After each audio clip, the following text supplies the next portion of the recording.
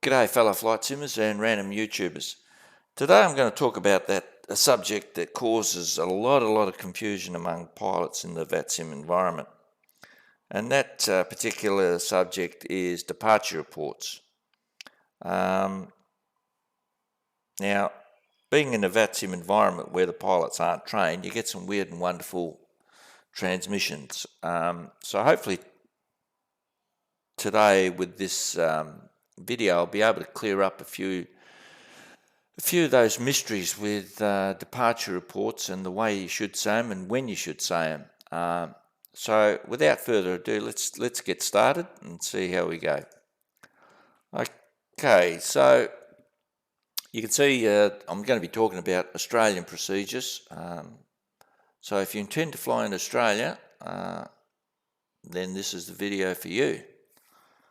So what are exactly departure reports? Basically, they're reports made to air traffic control providing relevant information regarding the tracking and altitude details. Okay, so in other words, air traffic control needs to know basically where you are and what level you're flying and what intended level you're flying, and so they can keep a track on you. But we'll get onto that a little bit more onto that later on. So when are departure reports required? Because I've seen people make departure reports and they're taking off from Melbourne International and they're giving me a departure report. Well, basically a departure report is required if you're departing from a non-controlled airport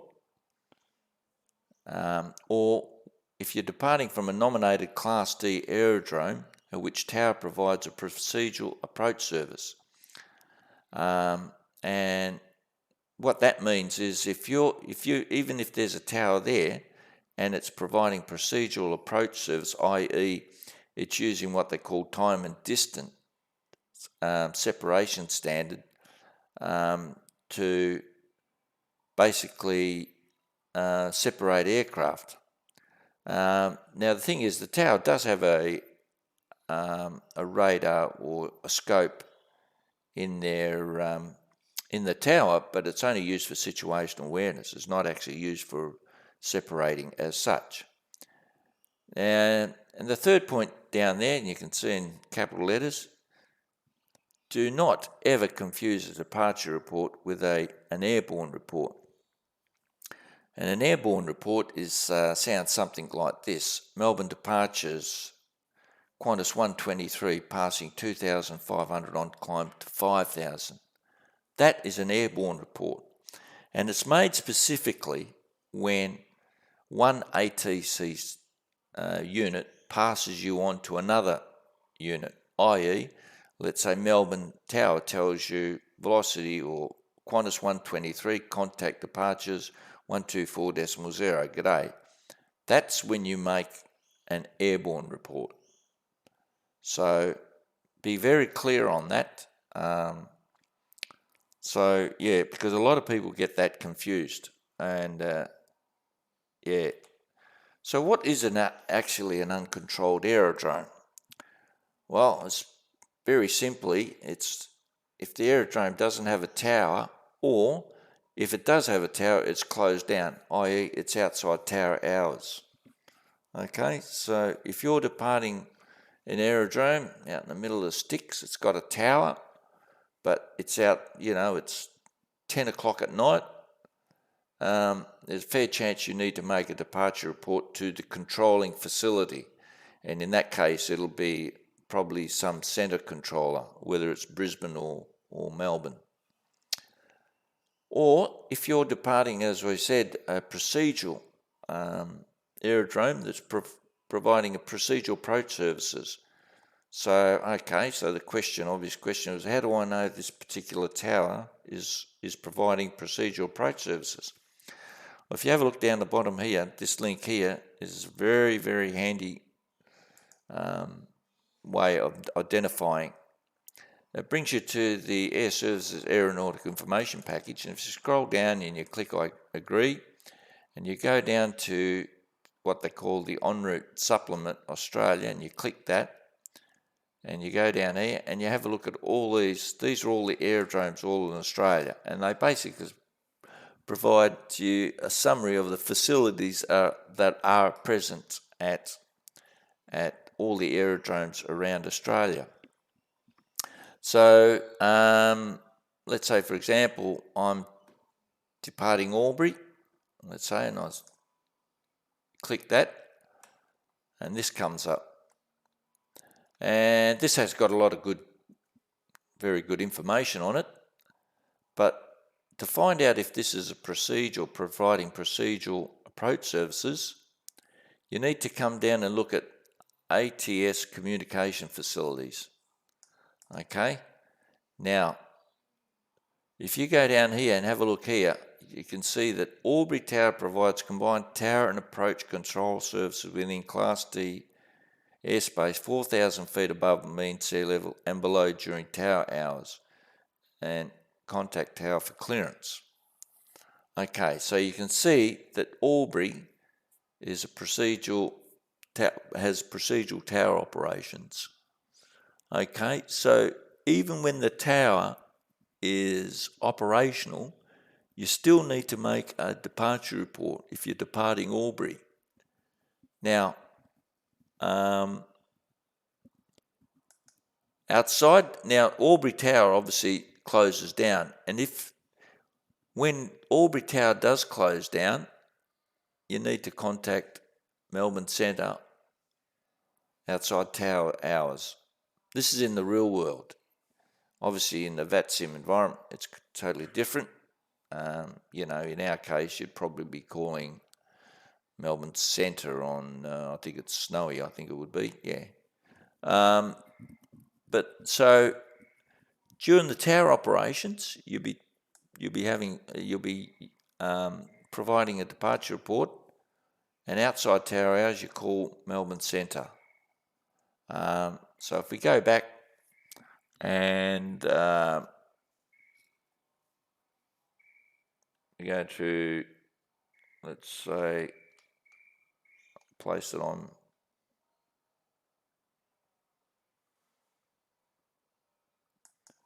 go to Broome. Everyone's familiar with Broome.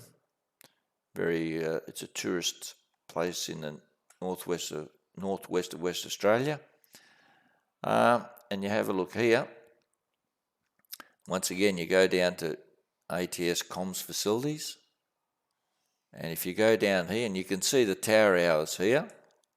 Okay, so you can see that obviously after hours it closes down, but you can see that Broome Tower provides, once again, tower and approach control services. So once again, Broome is has procedural tower operations. In other words, you need to provide a departure report.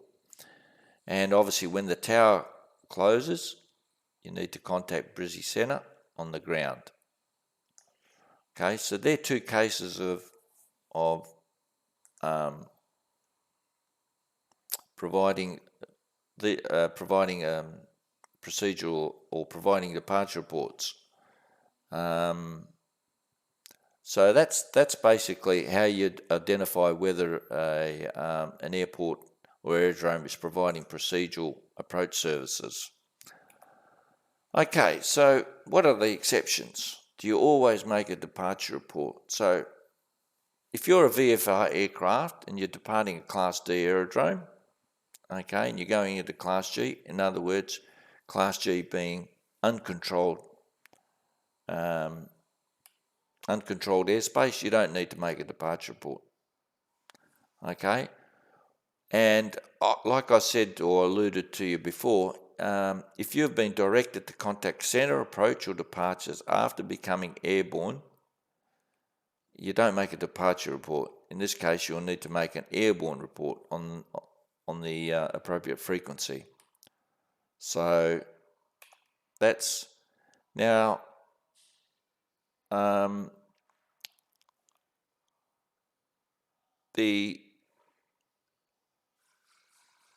it's important to, when you make a departure report, to be aware of whether you're in a radar surveillance or a non-radar surveillance environment, and we'll come to that later on. But as you can see here, most of the east coast of Australia in this bluey colour, and up in Darwin and Perth, basically all radar environment. Okay, and then you've got this ADSB, which means Automatic Dependent Surveillance Broadcast, and it's all patchy. Now, ADSB is affected by line of sight, so that's at 10,000, but if you're at 5,000, it's even less than that. So more often than not, in Australia, if you're in sort of in the middle of Australia, there's a fair chance that you're not going to be covered by any ADSB, and definitely not covered by radar. So it's important to know that, because we'll get to why in the next slide. So, a departure report. What is the format? Well, like I said before, it depends whether you're in a non-surveillance or a surveillance radar environment. So, if you're in a non-surveillance radar, you've got to obviously indicate your departure time, your outbound track in degrees magnetic, your intended cruising level, and your estimate for your first en route reporting point. However, and you think about it, it makes a lot of sense. If you're in non-surveillance, basically where air traffic control basically can't see you, you need to tell them what time you departed, because don't forget, like I said, procedurally, if you can't be seen on radar, air traffic control have to use procedural standards, i.e. time and distance. So it's important to nominate a time, because then they use that time to separate you from any other aircraft, and the outbound track, of course, and the intended cruising level, and your estimate, because once again, it'll all be based on time. Everything will be based on time to separate you from other aircraft. So that makes a lot of sense when you think about it.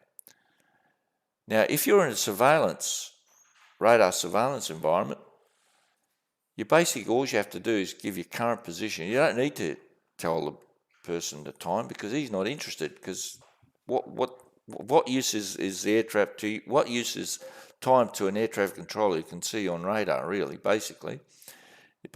So you need to say your present level, because the level is used to positively identify you. Obviously, your intended cruising level, and then your estimate first en route reporting point, because you can be going from a surveillance into non-surveillance, and so they're going to be, or if you're changing from one FIR to another FIR, they need to know what time you're estimating your next reporting point. So the format of the departure report changes depending on whether it's a non-surveillance or surveillance radar environment. Okay, so if you're in a non-surveillance environment, non-radar radar surveillance, that's terrible. God, that's terrible spelling.